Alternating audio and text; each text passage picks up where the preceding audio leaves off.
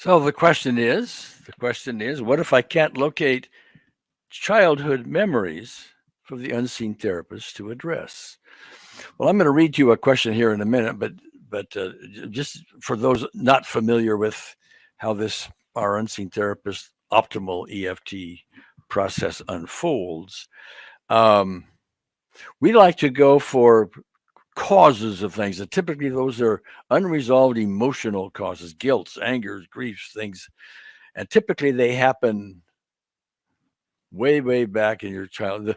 In fact, the farther back they are, and we all have these, by the way, uh, the more foundational they are likely to be. Well, yeah, you're going to go back a ways, and the memory when you were 2, 3, 4 years old may not be as good as when you're 5, 6, 7, 8, or older, and so on. So what to do? What to do? We want to get to these specific events. They contain typically a lot of important stuff that needs to get resolved so we have personal peace and our ailments start to fade. Right? But let me address this or read this question. Dear Gary, I just signed up last week for the Optimal EFT course. I am very enthusiastic. I am practicing every day, but I find it hard to find childhood issues. All right. Well, I see that with some frequency. And let's talk about that because there's it may be the memories, it's a little bit too far back, but there may be some other things in there as well. So let's talk about that a bit. Many people, more people than you would think, don't remember childhood issues, not because the memory isn't quite what it could be, or it's too far back. That could be a player, but there's often something else going on. There is something back there that to the child, you or your client, was so traumatic that your system protects you by repressing that memory so it doesn't show up. All right. I've dealt with people that have had severe childhood sexual abuse, very severe childhood sexual abuse, which they just blank right out.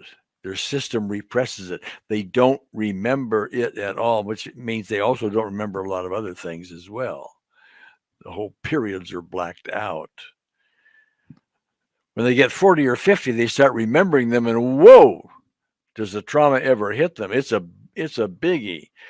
So it needs to be resolved. So I'm telling you that because while there are ways to address these issues, you have to take care of yourself, but you may want to do this in the presence of someone very skilled with this kind of trauma. Right? Doing it on your own, many people do get success with it, but it might be more than you can handle. So I'm just giving you that little caution up front. Now, okay, so you may even suspicion, by the way, that something traumatic happened back there. You just don't know what. But what you can do,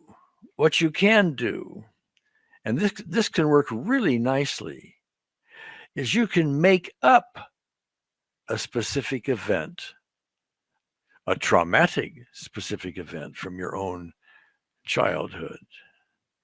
And if you make one up, and let's just say you make one up and there's sexual abuse involved in it, or that would be one category. Maybe you got hit or abused or yelled at, or you had an accident and fell off of something, and you got scared and don't want to remember it, and so on. If you have that kind of thing, you can make up specific events that would contain such a thing. I mean, make it up. I'll just use an accident, for example. Assume you were in an automobile and you went through the windshield, okay? And you were 4 years old and you just don't remember it. Well, if you make it up, go through it. visualize it, and imagine yourself in your own body in the car going through the windshield, etc. If you get intense about that, oh God,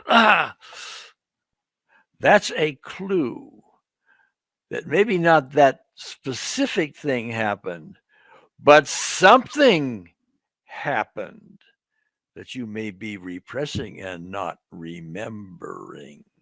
Right? So if you don't get intense about it, well, go and make something else up and so on. But the mere fact that you get intense about it is a clue that, something unresolved needs to be there. It's one thing to not like it, but it's another thing, if your heart starts pounding and you start sweating and you get constrictions in your chest or your body someplace and your throat tightens up or whatever, you start to get that kind of response, it's a clue. It's a solid clue something happened. So you can now bring in unseen therapists with our personal peace procedure. And that, by the way, is described not only in our advanced training, but in our my free ebook called The Unseen Therapist. Links to that are in the essential links below, by the way. But you can start addressing that specific event that you made up just as though it was real. And often, that event will even though it's made up, will no longer bother you. You won't get the tight throat and the heart pounding or whatever the physical symptoms may have been there. You have done something to resolve that. And you may start getting clues to what really happened, pieces of memories to what really happened. And then you can start getting into more detail and so on.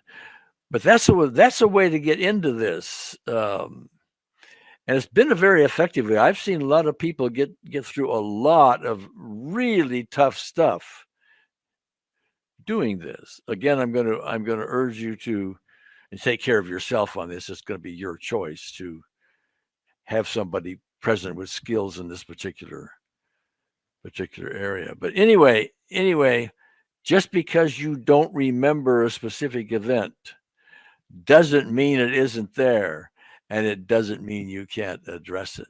You can, in the way I just talked about. Make it up. Anyway, I hope that was helpful. I'll see you next time.